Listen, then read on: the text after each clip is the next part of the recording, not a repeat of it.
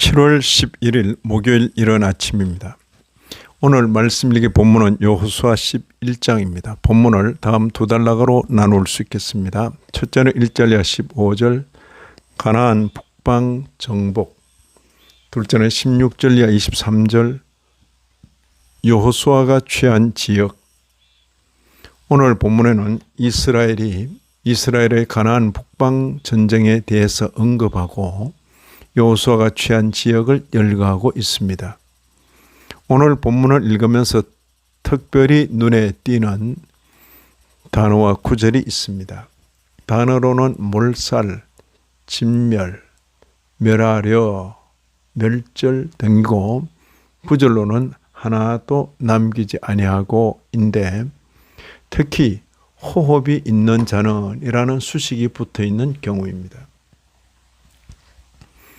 호는 혹은 하나님의 명령으로 혹은 그 명령을 수행하는 여호와의 순종으로 나타나 있는 표현들입니다. 6절 보시면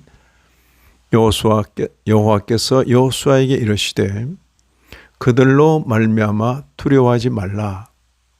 내일 이맘때에 내가 그들을 이스라엘 앞에 넘겨주어 몰살시키리니 너는 그들의 말 뒷발의 힘줄을 끊고 그들의 병거를 불사르라 하시니라.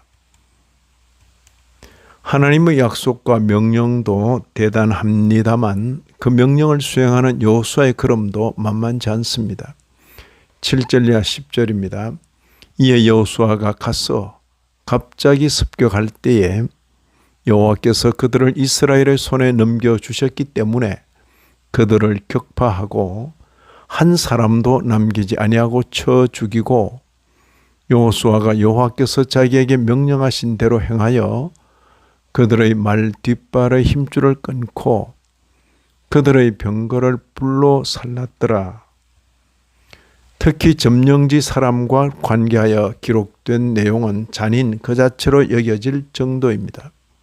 10절 11절입니다. 하솔은 본래 그 모든 나라의 머리였더니 그때에 여호수아가 돌아와서 하솔을 취하고 그 왕을 칼날로 쳐 죽이고 그 가운데 모든 사람을 칼날로 쳐서 진멸하며 호흡이 있는 자는 하나도 남기지 아니하였고, 그리고 14절에도 이 성읍들의 모든 재물과 가축은 이스라엘 자손들이 탈취하고 모든 사람은 칼날로 쳐서 멸하여 호흡이 있는 자는 하나도 남기지 아니하였으니 잔인하다고 말할 정도 이러한 일들이 하나님의 명령에 근거한 것임을 말하고 있습니다.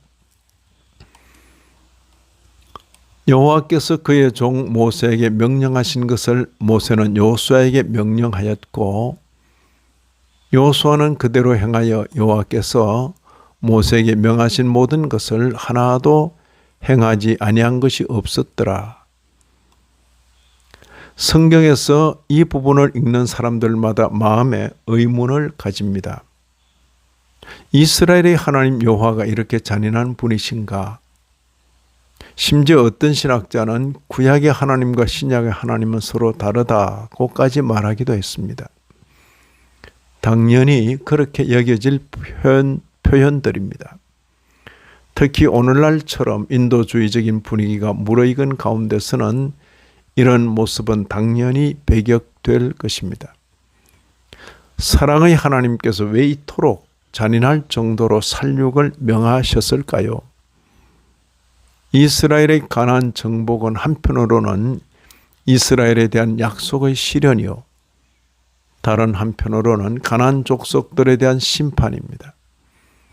아브라함 때까지는 죄악이 아직 가득 차지 아니하였다고 했습니다. 창세기 15장 16절입니다. 내 자손은 4대 만에 이 땅으로 돌아오리니 이는 아모리 족속의 죄악이 아직 가득 차지 아니함이니라. 가나안에 대한 하나님의 심판 행위만 보면 하나님이 잔인하다라고 말할 수밖에 없을 것입니다. 하지만 죄의 전념성을 생각하면 그렇게만 말할 수는 없을 것입니다. 후대에 아합의 죄에 대하여 언급하면서 선지자는 아모리 사람의 행함에 대하여 말합니다. 열왕기상 21장 26절입니다. 그가 아합이 여호와께서 이스라엘 자손 앞에서 쫓아내신 아모리 사람의 모든 행함같이 우상에게 복종하여 심히 가증하게 행하였더라. 사람은 말할 것도 없고 때로는 짐승조차도 다 죽이도록 하신 것에서 죄의 무서운 전염성을 깊이 느껴야 할 것입니다.